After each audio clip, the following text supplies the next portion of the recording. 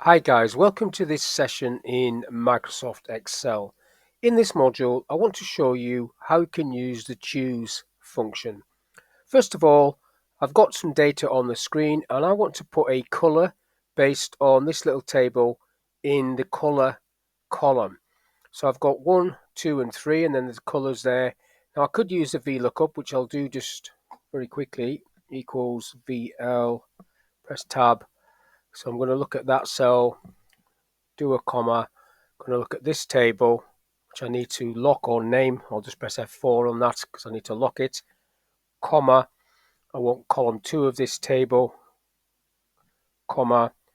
And then I want an exact match, which is false, but you can type 0 for that. So I will click the tick, comes up with a color, pull that down, and it works fine. But that means I would have to have a table. I could get around that by using the choose function. So I'm going to get rid of that and just basically type this function in the same cell. So equals choose, open the bracket on the choose. Now I could click a cell reference or I could put a number in there. If I do a cell reference, which I am going to do, it's going to be dynamic. As I pull that down, it's going to look at these other numbers. Then comma. Now I need to put these words, these are the colors I want, red, green and black. Or I could change it to be these colors, but it doesn't matter. I'll just go for red, green and black for now. So open quotes, because it's text, red, comma, green, comma, and black. Each of those has to go inside quotes like that, and close the bracket at the end. And then if you tick the tick, comes up with red, get your little black cross and double click that down. It gives you the scores on the door. So VLOOKUP works, so does that, using a cell reference this time. Normally the choose would just have a number there. So for the rate, I want to use this table as my reference. So it's this function I'm going to do at the bottom there.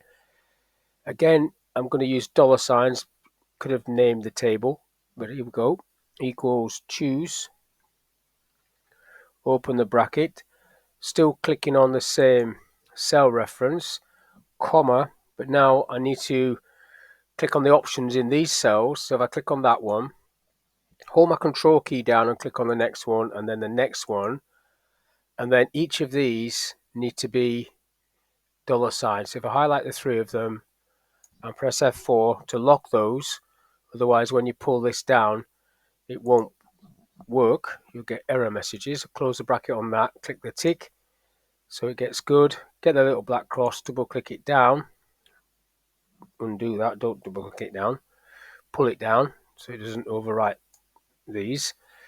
So we get that. Now because we've used cell references in the choose function, I can change these.